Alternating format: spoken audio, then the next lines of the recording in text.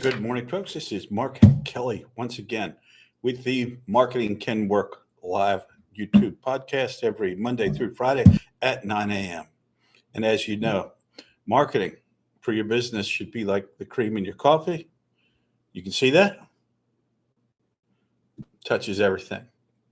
It's not a thing you do, it's part and parcel of what you do every day. Let me start with a sip of coffee.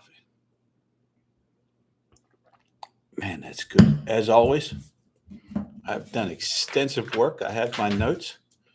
Let's talk for a few minutes. Is my head straight? Which way should it go on the camera? That way. Okay. So it's Monday. So I always like to talk about agency life on Monday. You say, well, I'm a business owner. I don't really care about agency life.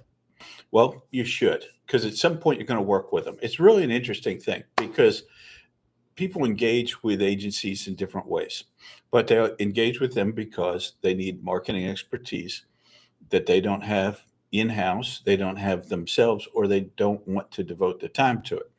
One of the things I think is super interesting is if you have certain types of companies that spend a fair amount of money on marketing, one of the most important drivers for them to engage with you as an agency is your price. So at the agency that I represent, I'll have the logo up soon. At the agency that I represent, we're not a high cost provider. We've often been a white label provider for other agencies as a subcontractor. So we're a lower cost provider. Certain clients will look at you as a lower cost provider and say, lower cost provider is a good term.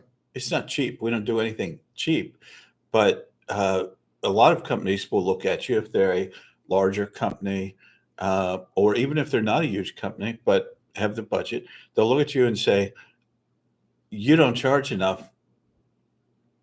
In their mind, there's a perception that you're not charging enough. Therefore, they're not getting the value that they want. I know I know of a guy through an art director friend of mine, charged corporations $10,000 to concept up a label. For a corporation, that's nothing, but they don't want to hire the $300 logo person.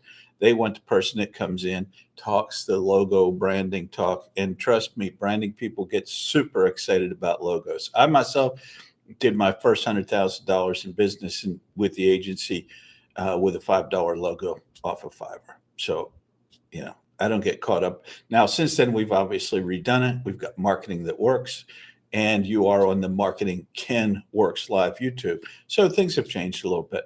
But if you're an agency owner, there's often a gradual process that you go through as an agency owner. It often starts as, God, I want to quit my job, or I want to do something where I can work at home. And that's a huge thing now. It's funny when COVID came along that the whole work from home thing became huge. Most of us in the marketing world have been working from home for a long time. Now, I have worked in several what I call real world marketing agencies. Those are agencies that have a building, have people, have all the overhead and expenses and everything.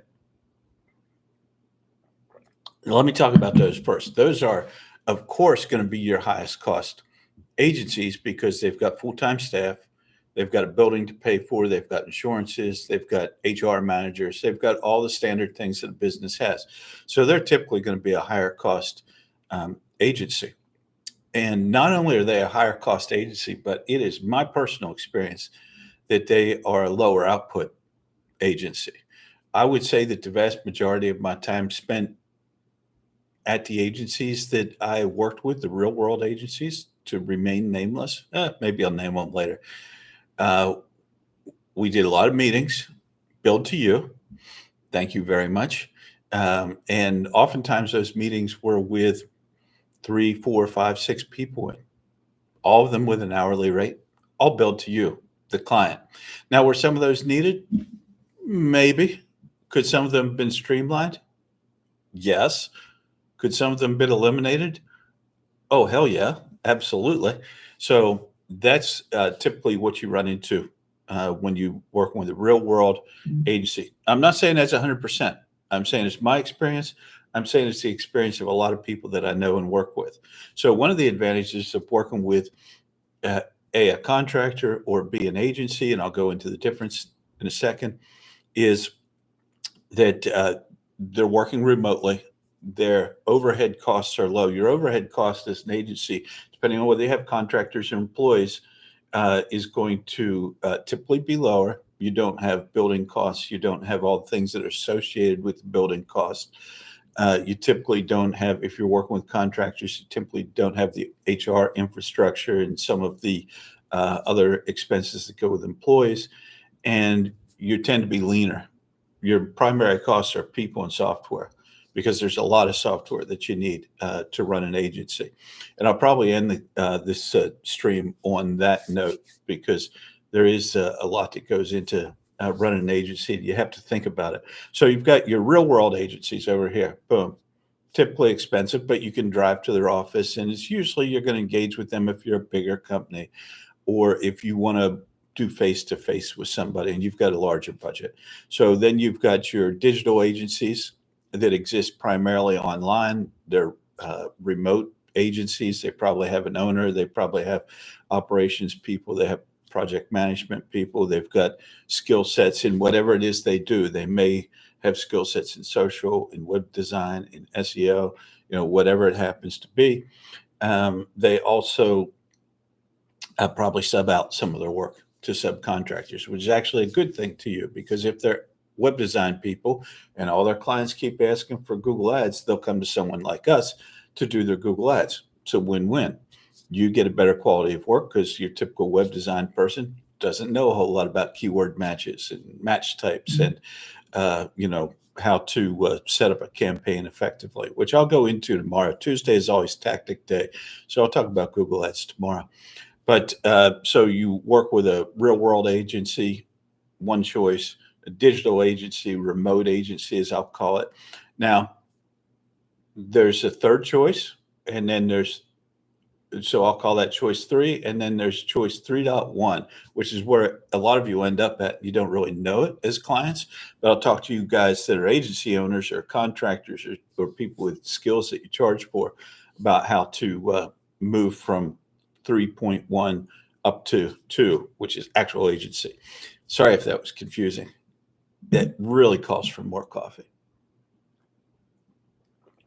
So you're engaging with either a real world agency, digital remote agency, and they're real. Trust me, they're real. A lot of these people that you encounter that run digital remote agencies are really on point, very technically savvy, very good business people, and you'll do well to engage with many agencies, digital agencies, remote agencies. And yes, they will have people overseas, but that's just the reality. You have things that you bought from overseas. Why'd you do that? Because you don't want to pay American rates. So don't hate on people when they also engage sometimes with international skill sets. It wasn't us, Yeah, that's the new world. That's new world order. Let's turn this into a conspiracy chat. That's just how business is done these days. If you can find good people in other places, and you can pay them well and their rates are a little bit better, it brings good quality work and a lower price to you, or a higher margin to the agency owner. So how about the contractor? So that's the other thing, is you can work with a contractor. They're essentially one person, one laptop, one skill, boom. Maybe they're really, really good at it. Maybe they aren't. Sometimes they are, sometimes they aren't. What you run into, though, is something we run into sometimes on our own team. We have contractors that we hire, and we have a process that we go through to make sure that we get good people. We have a process for onboarding them. So when I say we have a contractor, it doesn't just mean we just say, hey, Joe or Jill, go do this stuff. It's like we onboard them. We identify people that we want to bring onto the team. We make sure they have the skill sets, that make sure they have the work ethic, make sure they have the communications, make sure that they have the ability. We do all that stuff. It's no different than hiring someone off the street. And if you've ever hired people, I've hired a ton in different roles that I've had in corporate management, in business owning.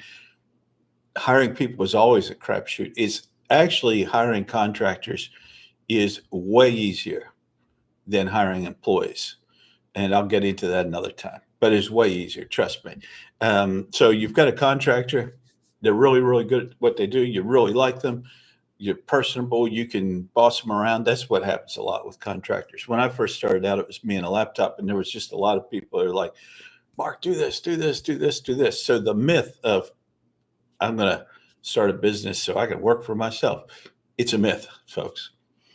Either you work for your clients, done plenty of that, or you work for your team, done plenty of that. Sometimes I do both. So do you have more control? Yes. But it's a myth to think, oh, I'm just going to own all my own time, unless you're like killing it in affiliates or affiliate marketing or something like that. So version 3 is a contractor. You can have a real world agency, a digital agency. You can hire a contractor. Situations will occur like they occurred with us last week, where contractor A has a toothache. He ain't working.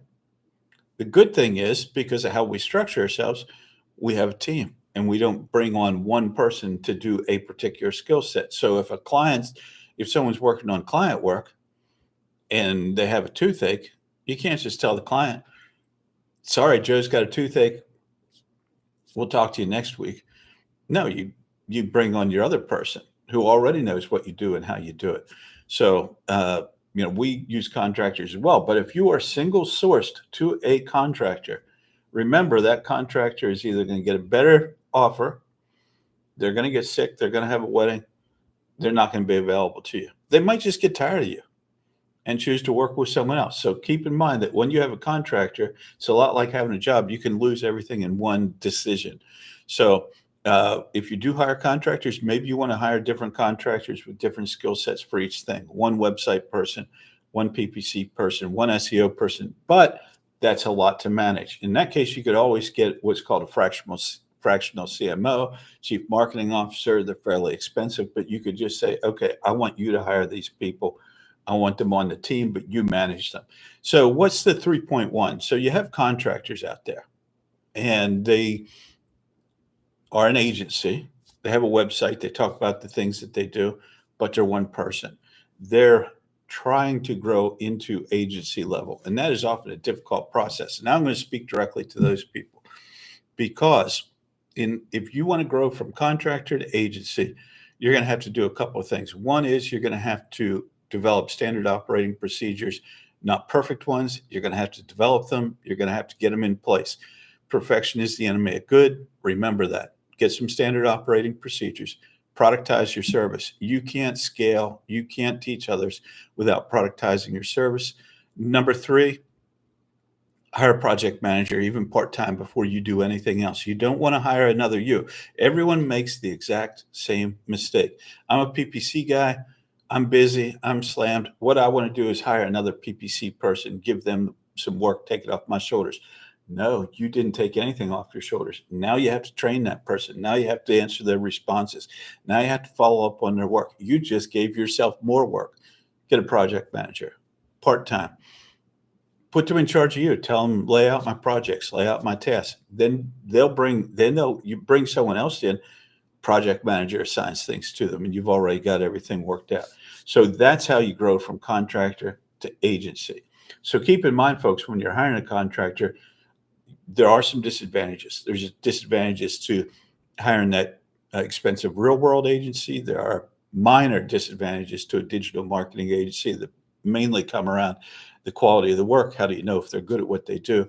And then there's advantages and disadvantages to contractors. That contractor is probably trying to become an agency. You're probably going to go through some of their growing pains as they go through them. And this is after 9:15 a.m. EST on Monday. So I'm right on time. I'll be back tomorrow morning, 9 o'clock. Every morning, Monday through Friday, 9 o'clock Eastern Standard Time, for the Marketing Can Work Live YouTube. Talk to you folks soon.